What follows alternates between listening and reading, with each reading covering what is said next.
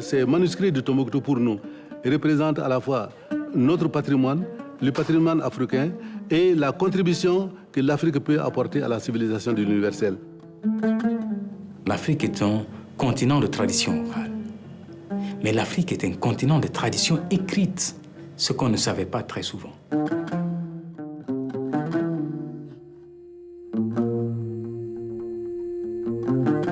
Donc, les Noirs ont écrit bien avant la colonisation européenne.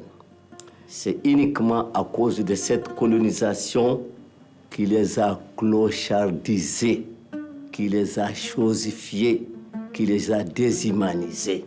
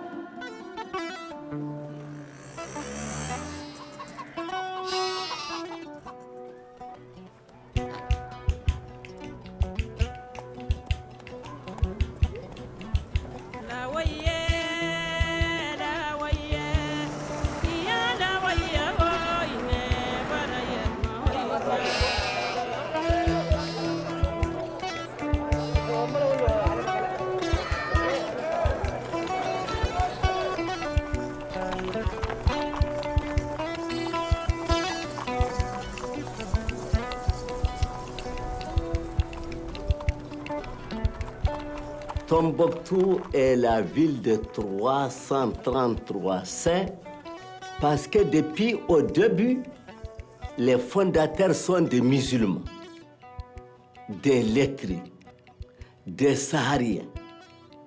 Mais avec le commerce transsaharien et soudanais, la ville est devenue très riche et elle a joué un rôle important dans le commerce international. Tombouctou est une cité qui a été fondée, d'après certains tarikhs, vers l'an 1103-1106 après Jésus-Christ. Certains disent que Tombouctou a été fondée au début de l'an 1000. Donc c'est une ville qui a entre 900 et 1000 ans d'existence.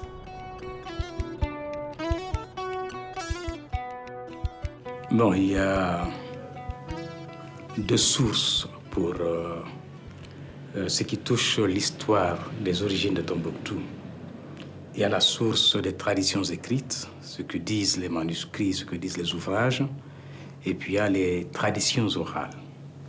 Donc selon les sources écrites, ce sont les Touaregs Imakcheren qui ont fondé Tombouctou au XIIe siècle. Mais pendant la période pluvieuse, ils montent dans le nord avec les animaux où il y a l'herbe, où il y a l'eau. Mais quand ils partent, ils laissent au puits les bagages encombrants, les grosses femmes qui ne peuvent pas se déplacer, à la garde d'une vieille femme esclave appelée Bouktou. Et quand ils veulent revenir au puits, ils disent que nous partons au puits de Bouktou, au lieu de Bouktou, à Timbuktu. Donc, c'est l'origine du mot Timbuktu, au lieu de Bouktou, au puits de Bouktou.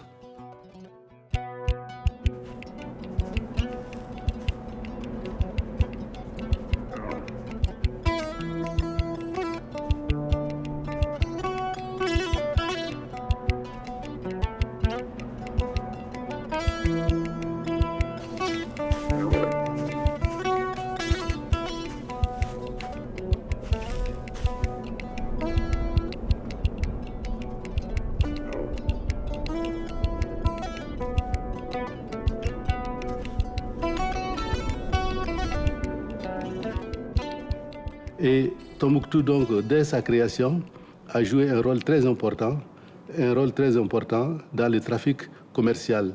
On a vu tout de suite un centre commercial naître. Centre commercial qui ne produisait rien comme dans tous les grands centres capitalistiques. Je n'ai pas dit capitalistes, mais qui agglomérait, qui concentrait une rencontre entre les commerçants qui venaient d'Afrique du Nord et ceux qui venaient d'Afrique noire. Ça, c'est une première faveur que Tombouctou a eue à cause de sa situation géographique centrale par rapport aux deux extrêmes.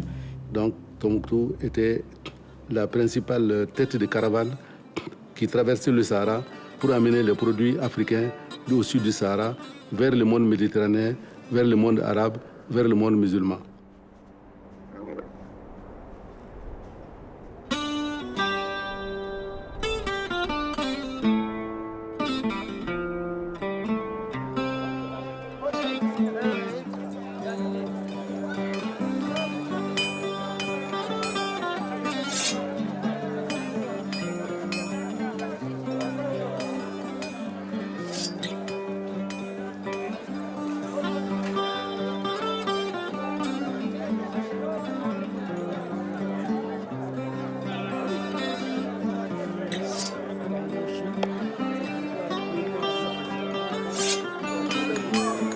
Les chameaux traversent le Sahara, partent sur la Méditerranée avec l'or et les esclaves qu'on achète à Tombouctou qui viennent du Soudan.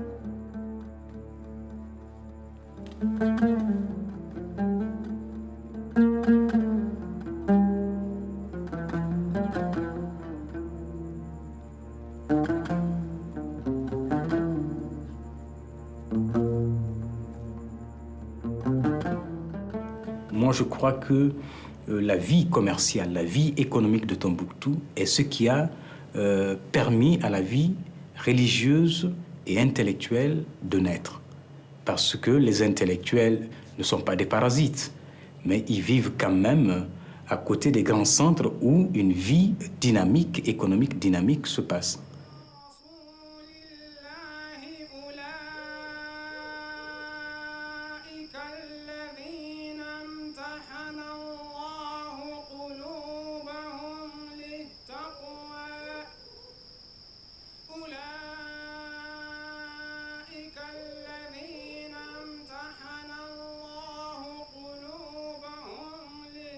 Parce que les populations du Nord, qui étaient des populations déjà musulmanes ou islamisées, qui descendaient avec un besoin d'expression de leur propre foi, de leur identité religieuse.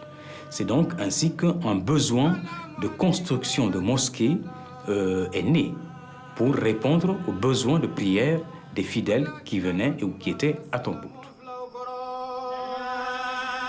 C'est ainsi donc que les premières grandes mosquées de Tombouctou sont nées, entre autres la mosquée de Djingareyber. Cette mosquée de Djingareyber, qui est la plus grande mosquée de Djingareyber, qui est la plus grande mosquée de Tombouctou, elle a été construite au XIVe siècle par l'empereur Kanka Moussa, et plus précisément en 1325. Quand Kanka Moussa est revenu de son grand pèlerinage de la Mecque. Eh bien, le monde disait que Kanka Moussa était le roi de l'Afrique, en tout cas le roi de l'Afrique de l'Ouest. C'était le souverain le plus connu. Il régnait sur un empire de près de 2 millions de kilomètres carrés.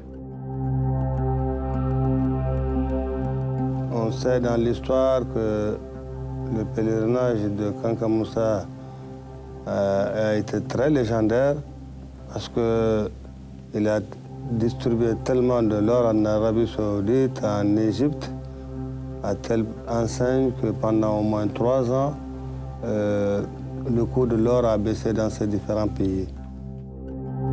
C'était un homme de l'ouverture, un homme qui voulait ouvrir le monde noir aux influences extérieures pour qu'on puisse se développer. Donc c'est le reliquat de l'or qu'il avait. Quand il est arrivé à Tombouctou, ça faisait 200 kilos d'or. C'est ce qu'il a donné à son architecte, Abou Issaq Sahili, qui est d'Andalousie. Et c'est lui qui a bâti cette mosquée.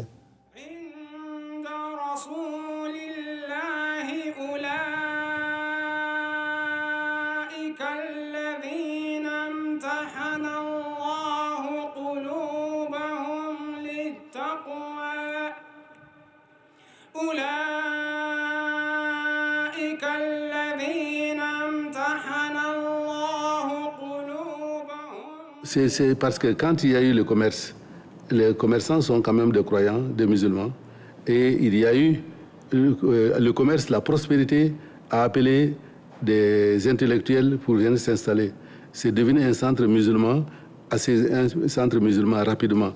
Donc à l'époque, il était difficile de différencier la religion, de séparer la religion du savoir.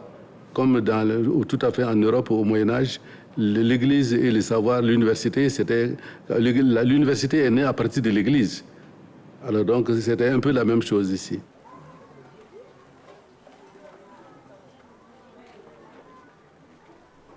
Les commerçants qui sont venus, en général, sont tous des musulmans. Tous des musulmans. Donc d'abord, ils apprenaient la langue arabe pour correspondre, écrire en Égypte, écrire en Afrique du Nord pour leurs affaires. Ils apprennent la langue arabe pour mieux comprendre l'islam.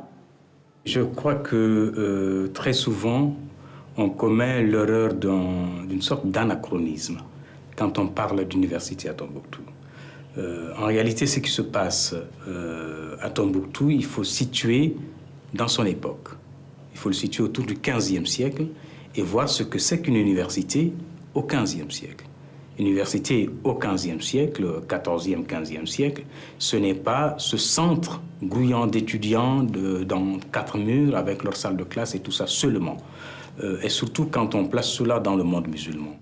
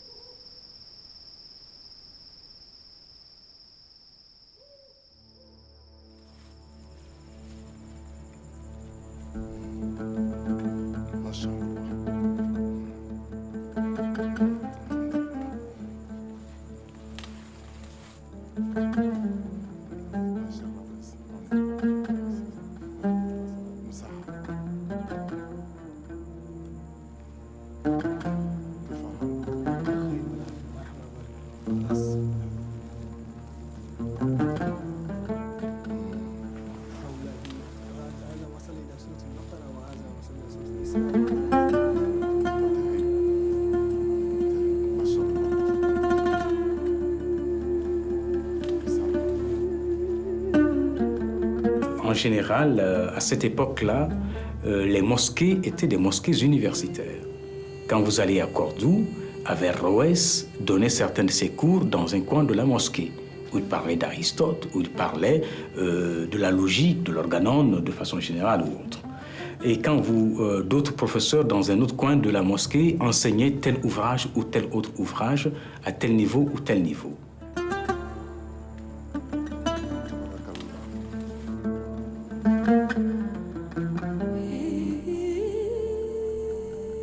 Mais ces mosquées naissent aussi avec le besoin d'information, de transmission de la religion, des connaissances religieuses et de la pratique de la foi qui ne va pas sans connaissance dans le monde musulman.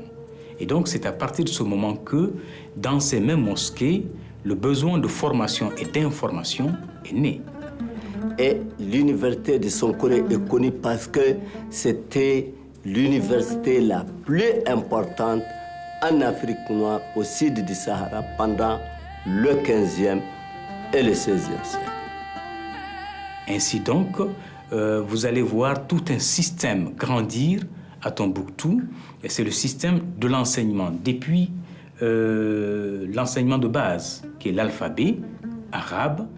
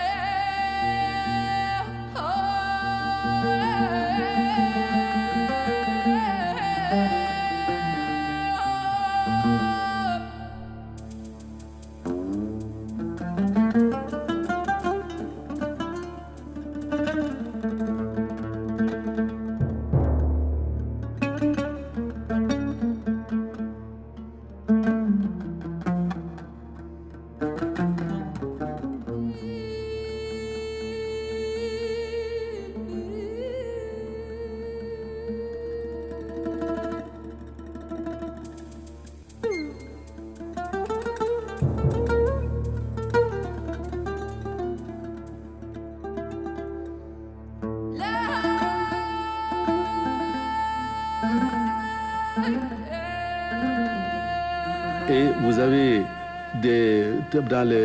ces hommes qui travaillaient, qui s'instruisaient, qui faisaient des études, avaient laissé ou avaient acheté des ouvrages ou bien eux-mêmes produisaient des ouvrages. Et ils achetaient des ouvrages qui venaient de partout.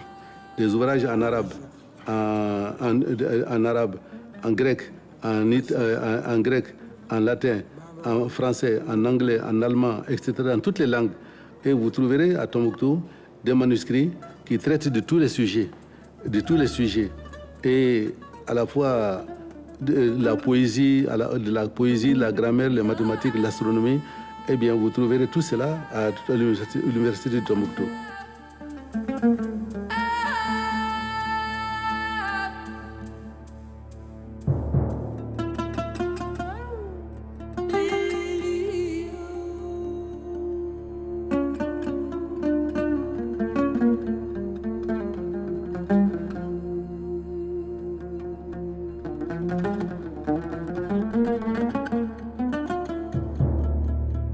L'enseignement était très développé à Tombouctou et à Guinée.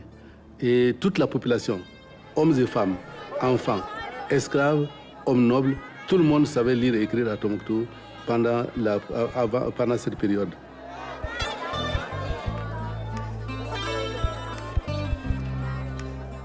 Tellement les étudiants accourent de tous les côtés que l'ensemble des élèves, de l'école primaire jusqu'à l'université, est considéré comme 25 000.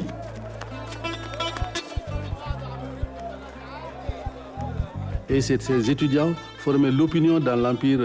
Il n'y avait pas de presse, mais c'était eux qui étaient les journalistes qui donnaient l'opinion, qui censuraient le souverain, qui censuraient les hommes du jour. Alors là, c'est évidemment, il n'y avait pas beaucoup de centres comme ça.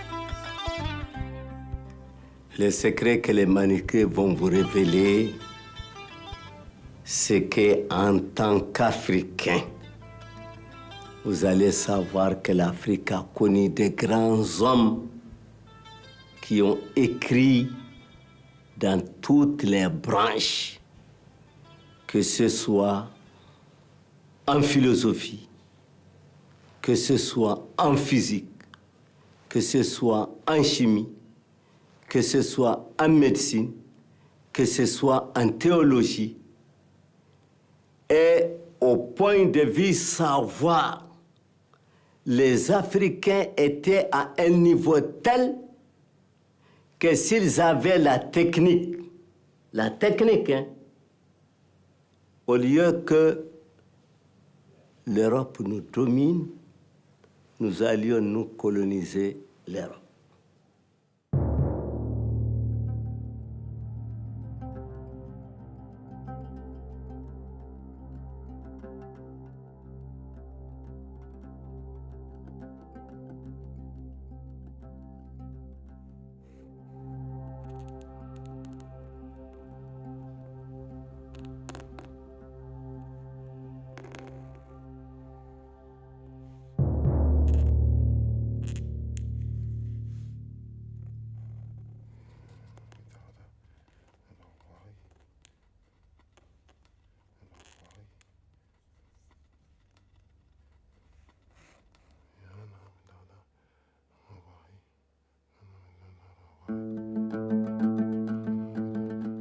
Ahmed Baba était un grand savant, un grand écrivain, un grand historien de la tribu de Sanhaja au niveau de Sankoré. Ahmed Baba a été un des grands lettrés de Tombouctou.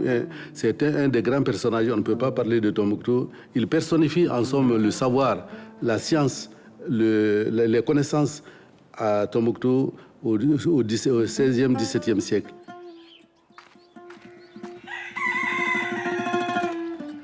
Ahmed Baba est un Tombouctien. Il est né à Tombouctou, à Sankoré, dont on a parlé l'université, en 1556. Il a grandi dans un milieu intellectuel, un milieu de grands savants. Il a eu la chance, l'environnement était favorable.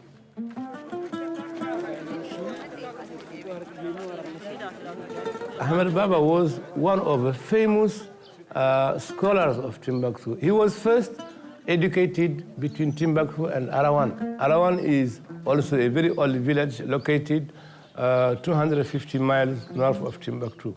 So Ahmed Baba got his education between those two cities, Timbuktu and Arawan. Et Ahmed Baba, je pense que c'est l'emblème, c'est le symbole, un symbole fort de cette culture musulmane ouest-africaine. Donc, moi, je pense que comme la ville de Tombouctou est bien insérée dans cette partie nord de la boucle du Niger, je pense qu'il mérite de représenter cette région. On a construit une image d'Ahmed Baba. Parce que faire une généalogie de la figure d'Ahmed Baba, faire presque une archéologie en suivant les couches différentes du visage de la figure d'Ahmed Baba, on se rend compte qu'Ahmed Baba, au XXe siècle, qui est le Ahmed Baba construit par les Cheikh Anta Diop, par les Joseph Kizerbo et autres, est une figure utilisée par le mouvement panafricain de lutte pour l'affirmation des identités africaines. Mais cet Ahmed Baba est, pour moi, moins intéressant que le Ahmed Baba des sources arabes du XVIIIe, XVIIe siècle, qui est le Ahmed Baba construit comme le grand savant, le grand maître. Parce que, en réalité, le Ahmed Baba militant a été construit en réalité au XXe siècle.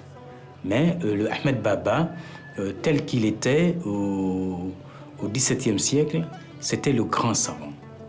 Et c'est ce Ahmed Baba qui m'intéresse franchement, que je trouve attrayant. C'est le grand savant qui a pu écrire des volumes de biographie, qui a pu fasciner le monde marocain quand il était là comme prisonnier.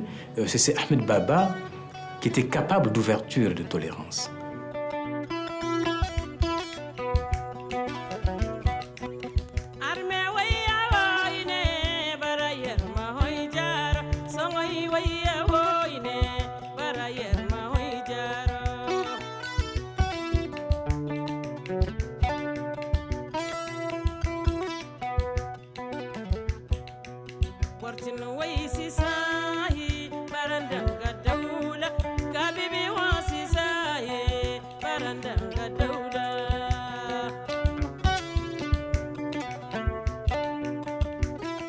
Ahmed Baba was an encyclopedian. He was involved in several fields. He was involved in Islamic laws, in grammar, in literature, in mathematics, in astronomy, in astrology, in politics, because he wrote something like 63 volumes about the place of women in the society, about governance, how to get good leaders. Il a été le symbole du savoir à l'université de Tombouctou, à l'université de Sankoré. Et cet homme il a enseigné à l'université de Tombouctou, à Sankoré.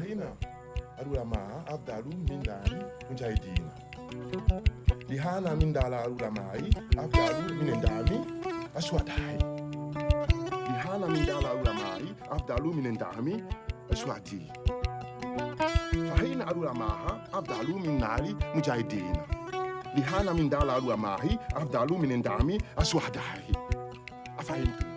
نعم.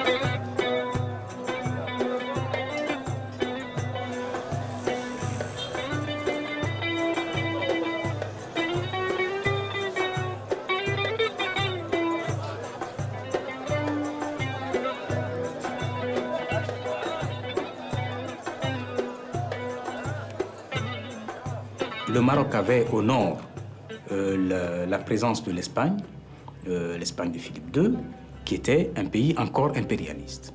Donc le Maroc était au nord bloqué par l'Espagne de Philippe II.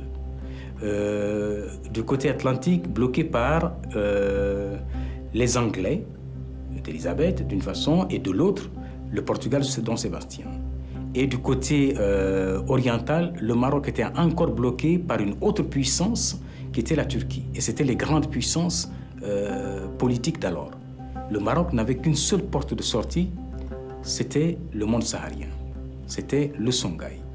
Et le Songhai gardait des relations politiques avec le Caire et avec la partie algérienne, c'est-à-dire avec le monde turc. Le Maroc avait besoin d'or, de l'or africain. Ou le Maroc gagnait l'or africain, ou le Maroc était complètement noyé et tout de suite colonisé.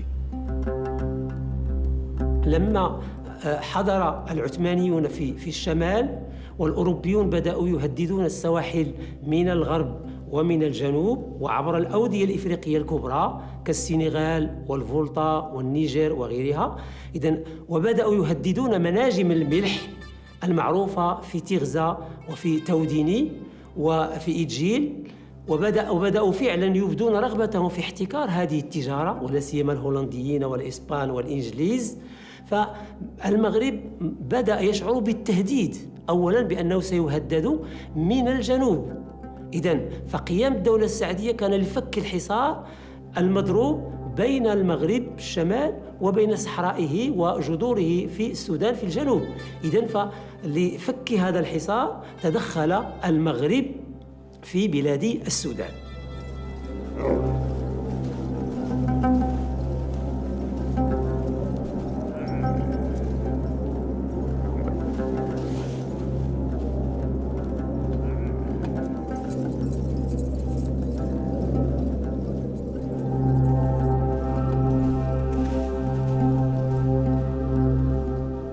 Quand Al-Mansour, en 1578, a pris le pouvoir, c'était un politicien qui était averti. Il savait que les Turcs voulaient l'envahir, que le Portugal voulait continuer à envahir et que l'Espagne était là pour envahir. Parce que les ports marocains étaient des ports très intéressants où l'or africain passait. La politique a sa raison que le cœur de la religion, le cœur des autres ignore. Et donc ce qui s'est passé, c'était ça. Il y avait des raisons économiques très fortes et des relations politiques très fortes qui obligeaient le Maroc à envahir ou à perdre. Et le Maroc a envahi.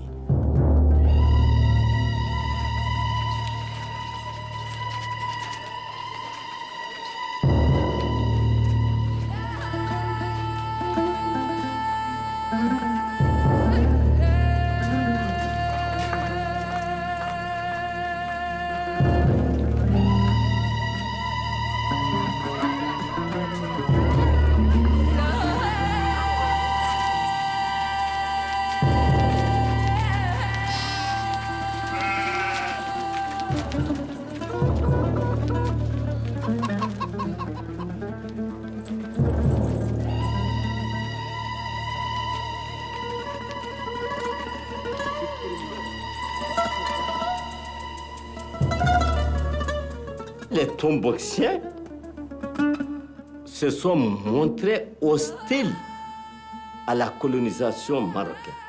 Les Gaouéens sont des grands guerriers, ils se battent, mais les Tomboxiens sont des grands intellectuels.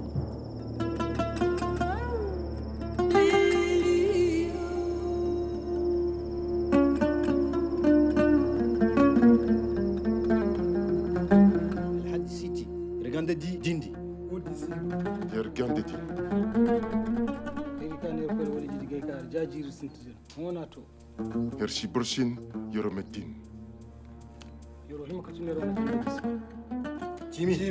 Yerbandi Bun Ndabanyatrai. صار ما نوتوغن الحلوكم Yerematun.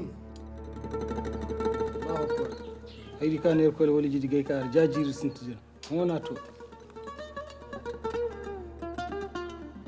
Bon, Ahmed Baba organisait des réunions parce qu'il était parmi les savants un des plus jeunes.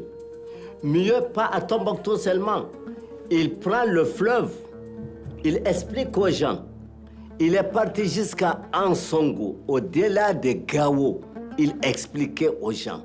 Vous avez vu, il était parmi les gens les plus mobiles. Et ceux qui étaient visés, Ahmed Baba faisait partie. Et immédiatement, on l'a mis en garde. Il ne s'est pas arrêté.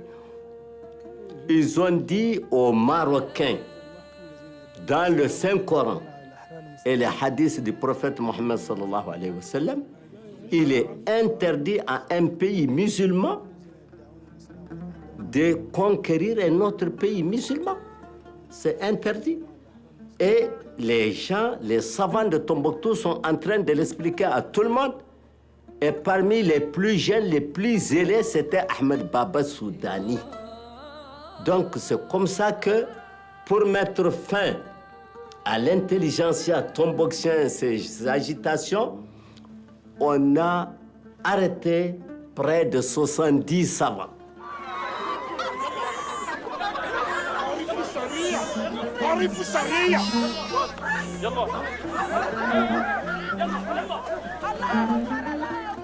Une petite ruelle qui fait face sur le côté sud de la mosquée. On les a rentrés par là et on les a fait traverser la ville, ce qui était une honte en ce temps-là. C'était une humiliation pour les savants de Tombouctou et pour la ville de Tombouctou.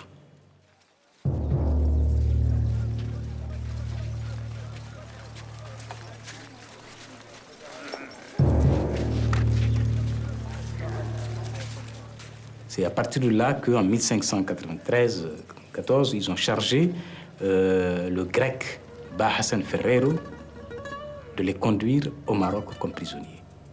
C'est ainsi qu'Ahmed Baba allait partir comme prisonnier. Mais pas lui seul, ni son oncle, mais leur famille entière.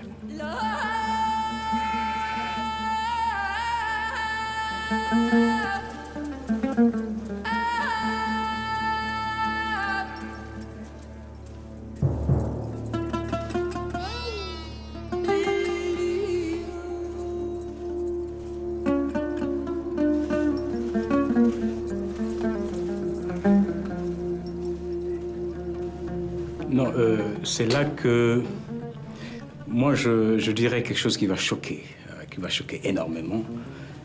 C'est que sans cette condition extrêmement difficile qui était d'être fait prisonnier, le destin d'Ahmed Baba aurait été complètement différent. C'est-à-dire sans le Maroc. Le destin d'Ahmed Baba aurait été le destin d'un savant de plus.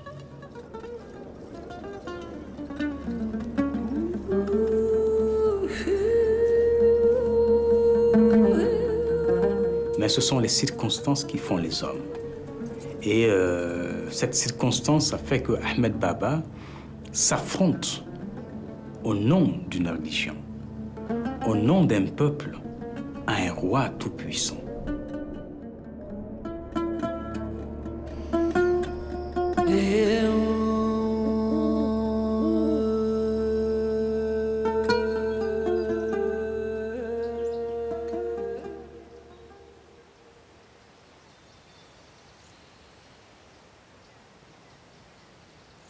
إذا جيء بالرجل إلى مدينة مراكش، فقد في الطريق كما قال 1600 عنوان من الكتب التي كان يمتلكها، وهي أعز شيء من ساقه، أصيب بكسر. دخل إلى مدينة مراكش هو وعائلته، ووضع في السجن لمدة سنة تقريبا. دخل في رمضان سنة تقريبا سنة 1593. Ahmed Baba, à son arrivée déjà, il a bénéficié des soutiens et l'appui des savants et des juristes marocains. Quand il est arrivé là-bas, on l'a gardé comme prisonnier et on l'a fait faire un travail intellectuel parce qu'il était compétent pour... les Marocains ont voulu exploiter cette intelligentsia soudanaise qui était arrivée là-bas. Et je pense que c'est cet avantage qui a tourné en sa faveur et qui a facilité surtout les conditions de la détention.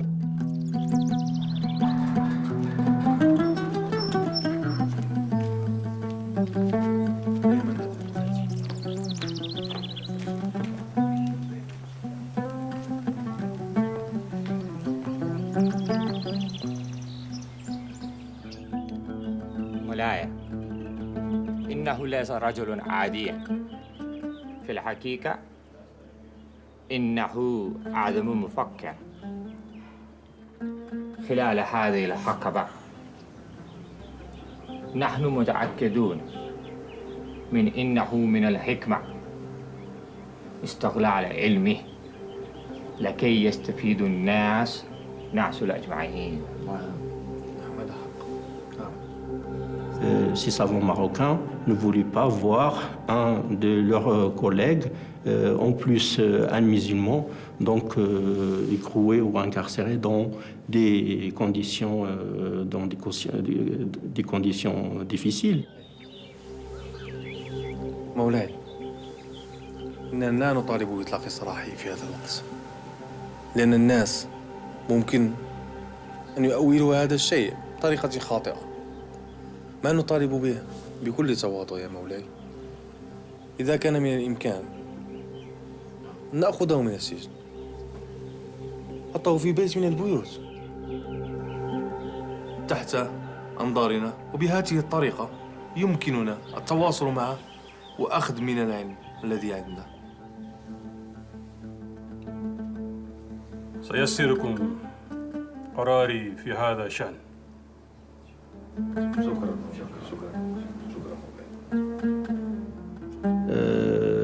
Le savant marocain, et ça depuis le début, c'est lui qui joue un très grand rôle dans le fonctionnement social, économique et politique et culturel.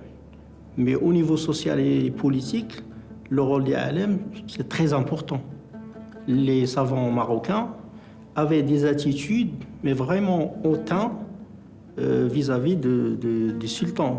Ils ne se laissaient pas marginaliser ou jouer un grand rôle parce que c'est eux qui signaient donc dans l'investiture du sultan ce qu'on appelle la béa.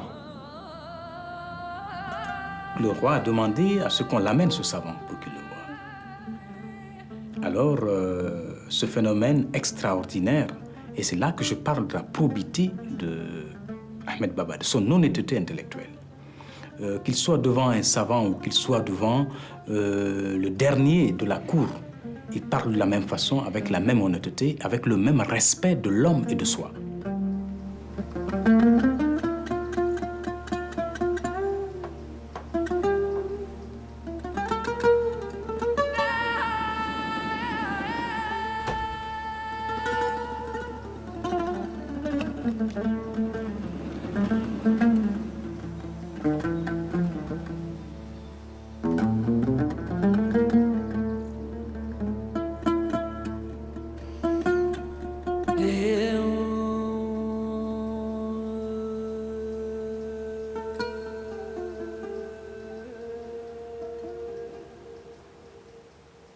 النرابي العظيم إلى من وراء الجاب كمن جبر القرآن الكريم كل ما على الأسود ليس بثروة فهم لا تشغل على الله أردت تشكلا إليه أزيل الستوار.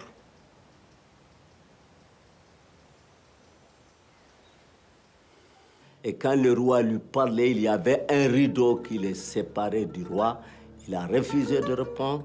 Il dit que le roi se substitue à Dieu. Seul Dieu parle aux humains sans être vu, mais un humain parle à un autre humain les yeux dans les yeux. Ça a été le premier coup entre le roi et le savant, parce que le savant vient de dire au roi qu'il se considère à l'égal du prophète ou plus, pour se mettre derrière un rideau et parler à des hommes.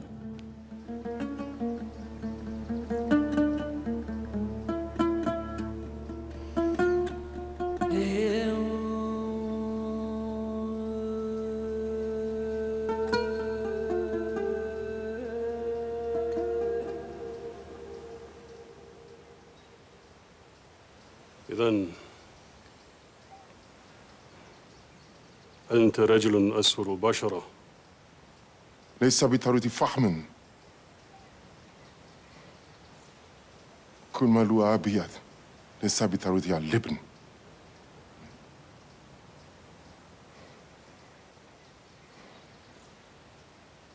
لما نستبت عني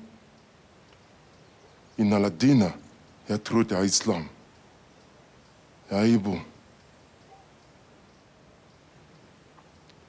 حاربنا البرتغاليين في الشمال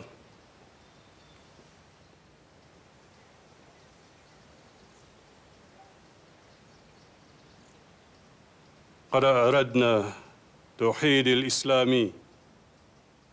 Ahmed Baba a rétorqué que ce n'était pas juste.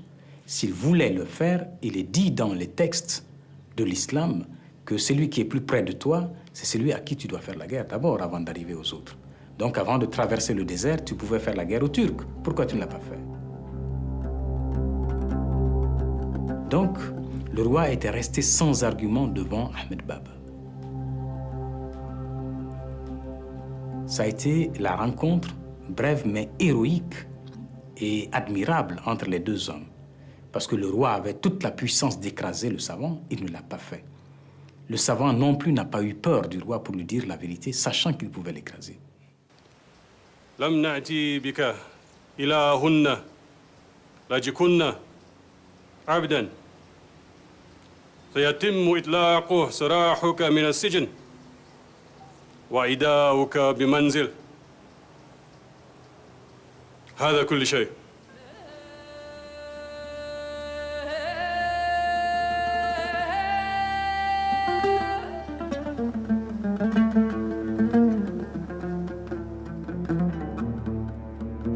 وفك أساره بعد سنة في رمضان الموالي يوم 21 رمضان في السنة الموالية أطلق سراحه وأعطيته الدار المعلومة في درب الحمام في المواسين إلى آخره. Pas très loin de Jamal Fna, il y a une petite maison qui est là, près de cette zone. Et c'est là que Ahmed Baba était logé. Et c'est là qu'il donnait ses cours. Et beaucoup de savants du Maroc, de l'Algérie, venaient à ses cours pour assister à ses leçons.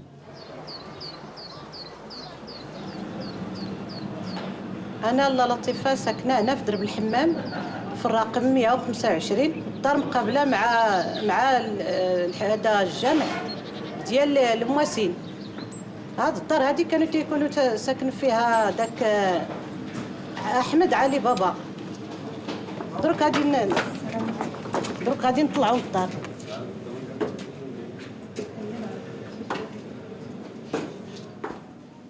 هادي في وسط الدار وهذا البيت ديال النعاس. هذه الكوزينه.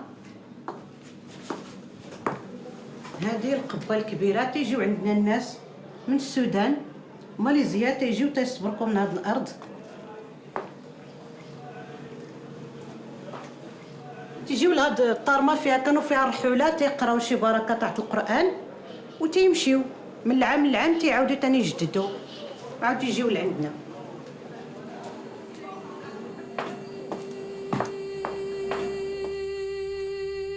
يا يوا تهيب لقاو عريش على تنبكتو همس اسمي ماها استغاري وهملاهم هاي تسلام من المنفي على دياتا أو هاو هسطان على وطنيه أيتو يسكنوا أستغارو هغيلته وجيرا نور.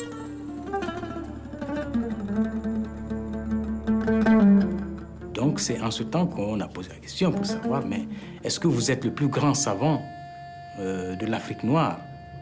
Il a dit non. Ses maîtres sont à Tombouctou. Les plus grands savants sont ces maîtres qui sont à Tombouctou, comme Ahmed Bagayogou, qui sont noirs de père et de mère, et qui l'ont enseigné, lui, tout ce qu'il savait. Et il disait en plus que lui, il avait l'une des plus petites bibliothèques de la ville de Tombouctou. Il avait 1600 manuscrits. Et ses maîtres en avaient beaucoup plus. C'est là que les gens étaient surpris et dépassés par la valeur intellectuelle d'une ville comme Tombouctou. Mais un fils du roi qui s'appelle Moulay Zaidan, il a dit à Ahmed Baba, le jour où Dieu me fera monter sur le trône, je vais te libérer.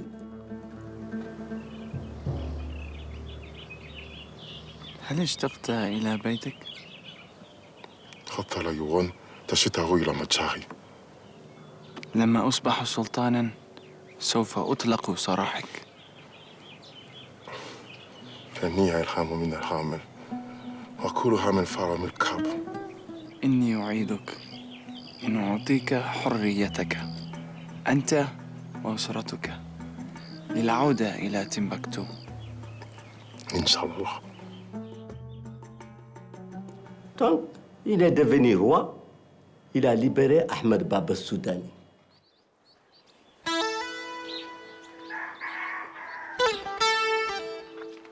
Et il est venu à Tombouctou. Malheureusement, il a trouvé une très grande régression. Les Marocains, pour eux, l'ennemi numéro un, ce sont les intellectuels. Donc, ils ne se sont pas intéressés à l'instruction. Les universités n'existaient pas, les étudiants, ça ne va pas. Et les Marocains qui ont pris, ce n'est pas des Arabes, mais il y a des Espagnols, des Portugais, des Italiens, des mercenaires de partout. La religion même a régressé. Donc il s'est retiré pour enseigner ceux qui veulent. Et il a attendu ses jours. Et voilà.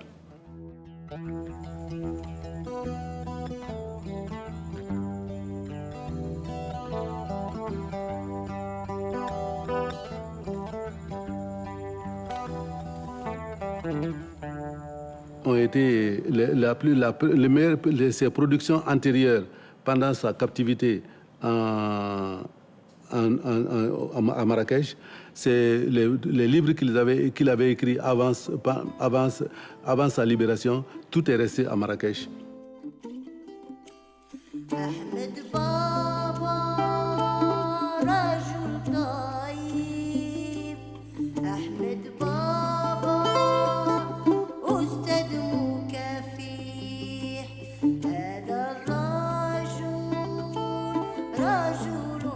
Et il est mort à Tombouctou en avril 1626 et il est inhumé dans le cimetière qui est au nord.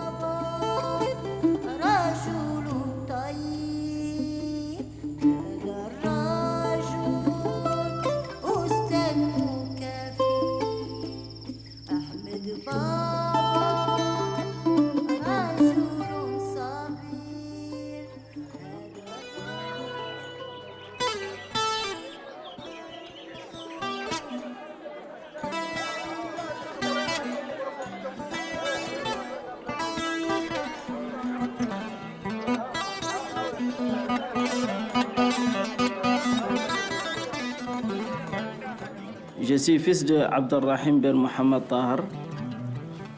Je suis une bibliothécaire. J'ai une bibliothèque de manuscrits que j'ai hérité le manuscrit dans notre famille. C'est des manuscrits qu'on fait de siècles avec mon grand-grand-père jusqu'avec mon grand-père et avec mon père. C'est tout récemment, en 2003, que moi, je me suis intéressé à ce manuscrit-là. J'ai trouvé les manuscrits dans les cantines. Je me dis, bon, pourquoi laisser ces manuscrits dans les cantines-là alors qu'il y a des bibliothèques privées? C'est en ce temps que je me suis engagé à chercher à protéger ces manuscrits-là. Ahmed Baba a dit qu'on lui a pris 1600 manuscrits. Les Français sont venus, les manuscrits sont partis. Mais quand il y a Tombouctou, il y a Tombouctou. L'intérieur, ils sont malins, ils creusent parfois dans le mur, ils mettent les manuscrits. Et même si tu viens, tu ne le vois pas.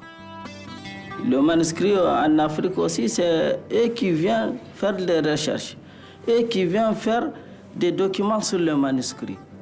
Voilà l'importance pour l'Afrique. Et d'autres aussi qui viennent d'ailleurs, de l'Europe, de l'Amérique, pour faire des recherches, pour faire des documents sur le manuscrit.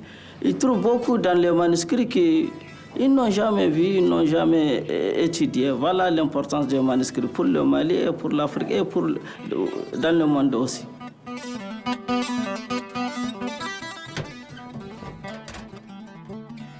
La cause du déclin de Tombouctou, c'est que Tombouctou est une ville qui a changé plusieurs fois de maître d'administration, de domination. Bon, moi je crois franchement que c'est un mythe.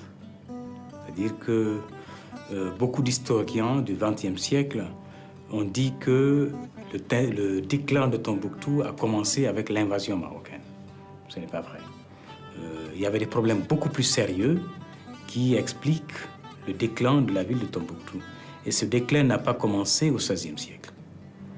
Ce déclin a commencé en réalité au XVe siècle, à la fin du XVe siècle, début XVIe siècle, et on allait le constater vers le XVIIe siècle. Qu'est-ce qui s'est passé?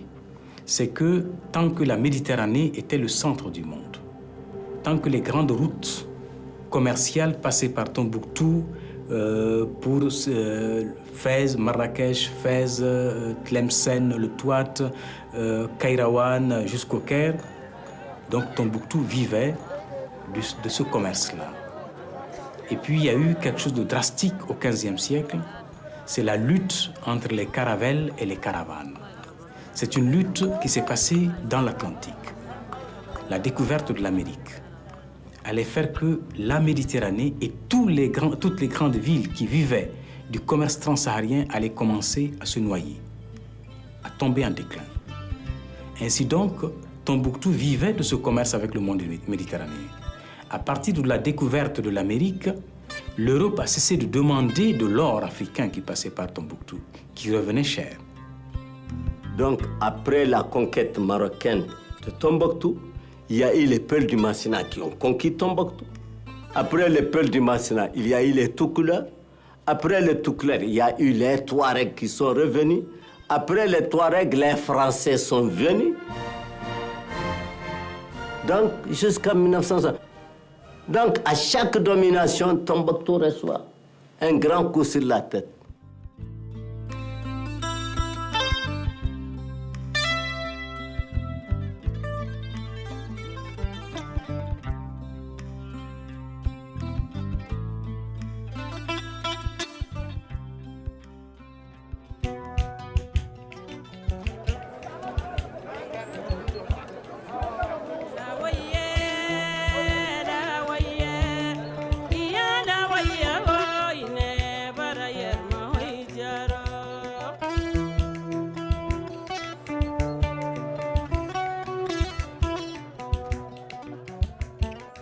Tombouctou est jeté en plein désert.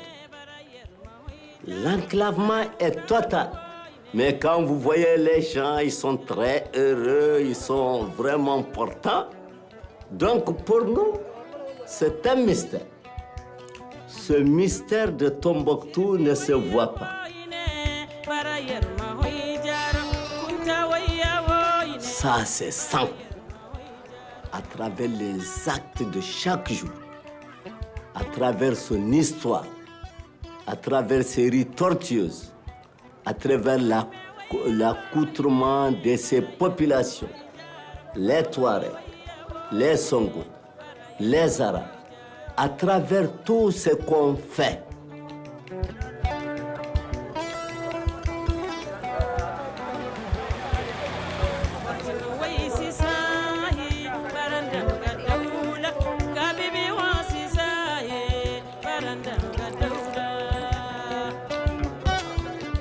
Ailleurs, quand il y a la ségrégation, la différence entre les gens, personne ne meurt de faim, qu'il soit chômeur, qu'il soit vieux, qu'il soit étranger. Un étranger qui vient peut occuper le vestibule de n'importe quelle maison ouverte. Jamais on lui dira de sortir. Et quand il y a des calamités naturelles, telles que le choléra, telles que les inondations, etc., telles que comment dirais-je, les épidémies, ça n'atteint pas la ville même de Tombouctou. Peut-être les environs, mais pas la ville même de Tombouctou. Voilà un autre mystère.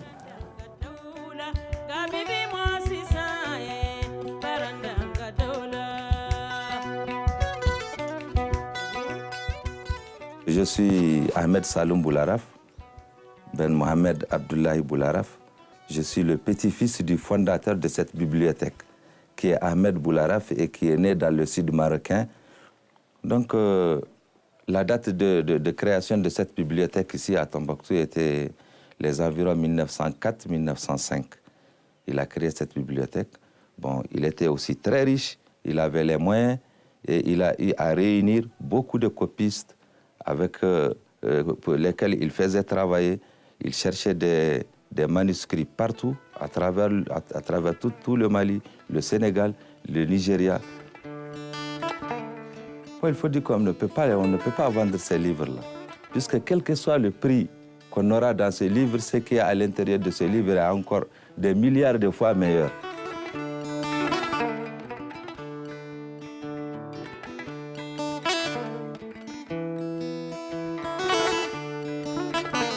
Chaque famille a des bibliothèques.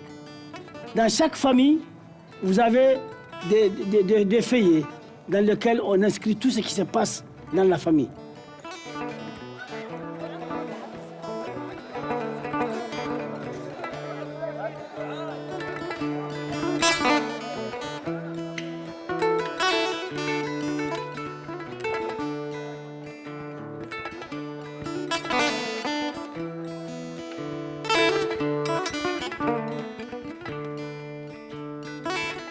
La bibliothèque Al-Wangari est très ancienne. Elle a été fondée en 1523 par un des plus grands maîtres de Tombouctou de son époque, Mohamed Ben Mahmoud Ben Abi Bakr Al-Wangari. Alors ce monsieur aussi a servi de médiateur à Tombouctou lors de l'occupation marocaine. Ensuite, il fit le cadi de la ville de Tombouctou au XVIe siècle. Donc, il a consacré toute sa vie à l'enseignement. Alors, ici aussi, vous avez un manuscrit qui parle du Coran. Est-ce que vous voyez, c'est le Coran toujours. Alors, ici, vous avez un manuscrit qui parle, par exemple, du droit islamique, mais avec beaucoup de commentaires autour des livres. Alors, vous avez un grand manuscrit aussi qui est connu sous forme de poésie, qui parle de la théologie. Et moi, je pense que c'est même bien d'écrire, de faire montrer aux gens, de faire montrer au monde que l'Afrique a la capacité intellectuelle.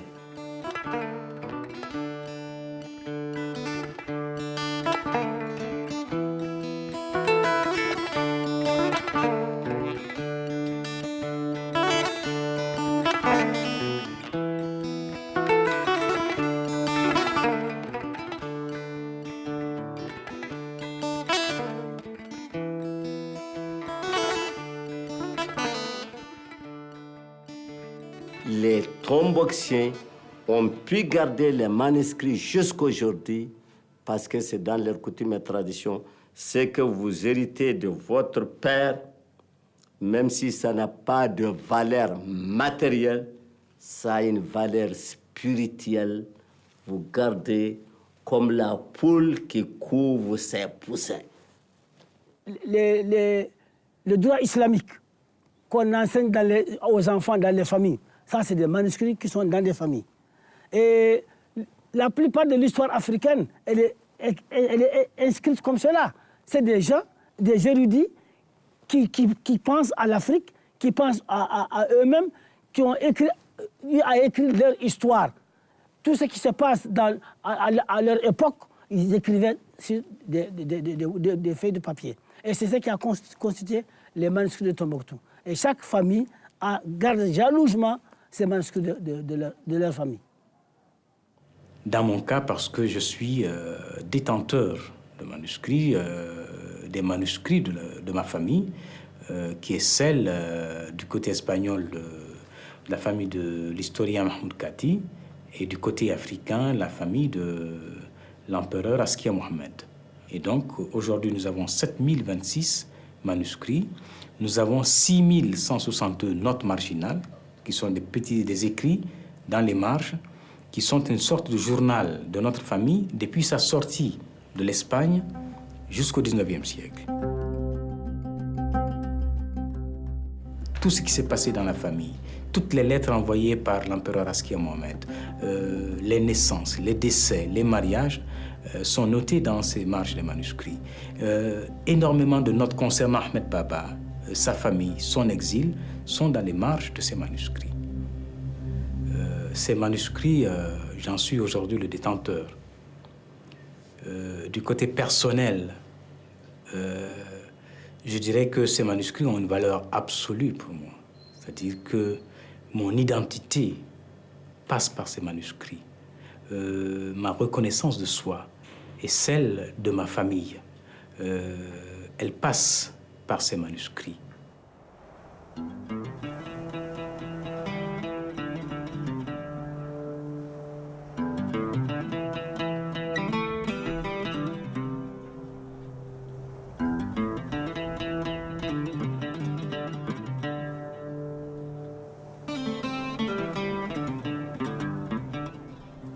Ces missions, c'était la collecte et le microfilmage des documents portant sur l'histoire et la culture africaine, la protection de ces documents, leur exploitation, et faire en sorte que l'Institut devienne une plaque tournante permettant à tous ceux qui s'intéressent à la culture africaine de venir puiser les sources de leur documentation. As well, we start to collect manuscripts with private people. We organize a series of trips around Mali to sensitize people about the importance of the manuscripts as our heritage. We got more than 25,000 manuscripts collected in that institute, and people are still using and collecting some of the manuscripts that may come from every part of Africa.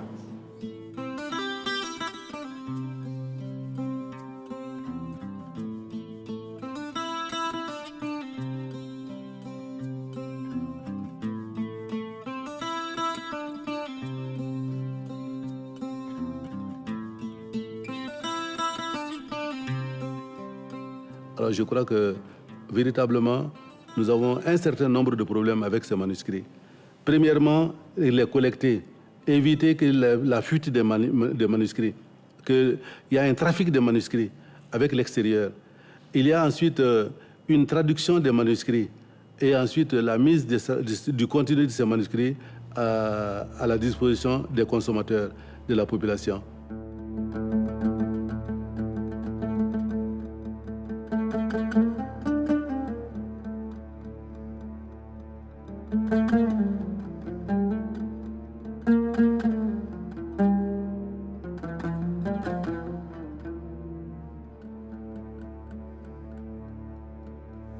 Comme le disait le vieux Ampateba, l'Afrique était première, mais quand l'histoire a fait demi-tour, elle s'est trouvée dernière.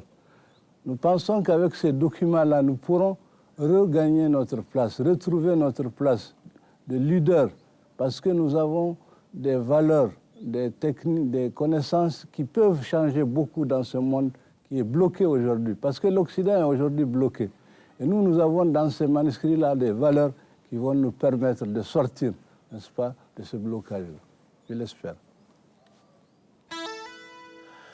Another proof showing that how knowledge was tough by that time in Timbuktu, we discover a manuscript dealing with mathematics, algebra.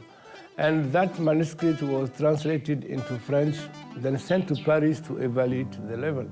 As a result, the same program is given nowadays at the second year of mathematics department in France.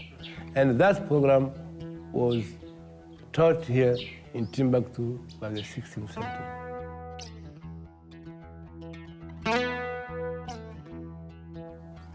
Donc depuis 2003, n'est-ce pas, quand le président de l'Afrique du Sud, Thabo Mbeki, est venu ici, il a visité les manuscrits et il a compris qu'il faut vite faire pour sauver ces manuscrits-là, parce que c'est là que l'Afrique va trouver son identité, va trouver sa source de développement.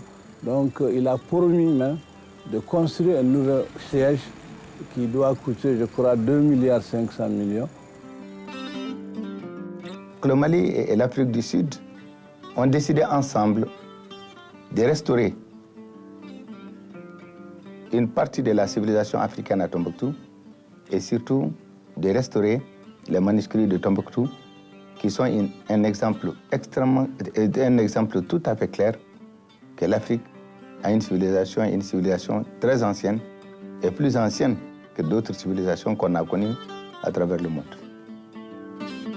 Les ambitions du gouvernement de la République du Mali sont aujourd'hui soutenues par l'Afrique du Sud, l'UNESCO et d'autres organisations. Le Mali a une volonté ferme de répondre à certaines questions et de porter certains démentis pour ceux qui ont dit qu'une civilisation africaine n'existe pas.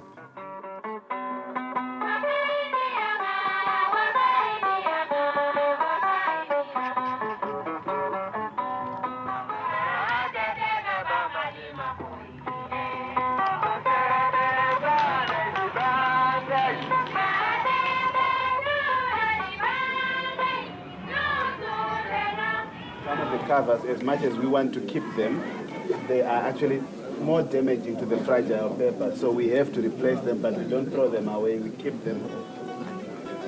No, it has been a pleasure.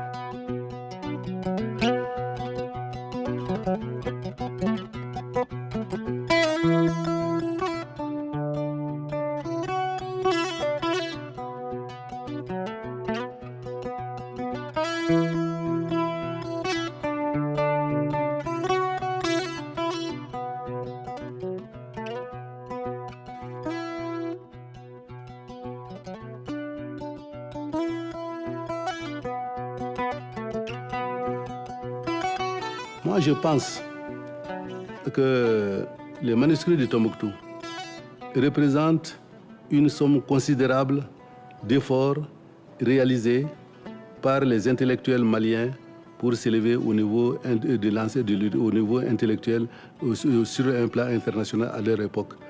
Ils avaient un niveau aussi élevé que ceux qui étaient à les universités d'Europe ou ailleurs.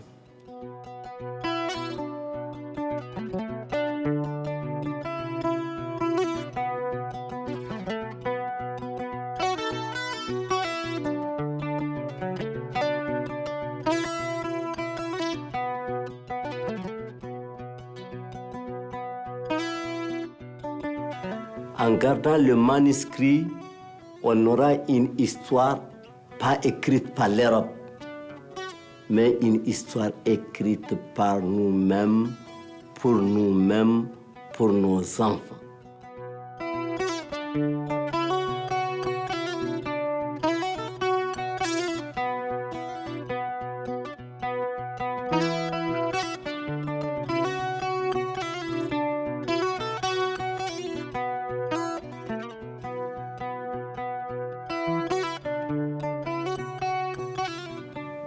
pour moi, les manuscrits de Tombouctou valent les mines d'or qu'on a à Sadiola ou ailleurs au Mali. Qu'on sache les exploiter. Et nous verrons qu'aujourd'hui, au niveau mondial, comme au niveau national ou au niveau local, il faut lancer des ponts. Et moi, je crois qu'entre Tombouctou et le reste du monde, le plus beau pont qu'on puisse construire est fait de papier et d'encre. C'est le pont qui nous lie au reste du monde, ce sont les manuscrits.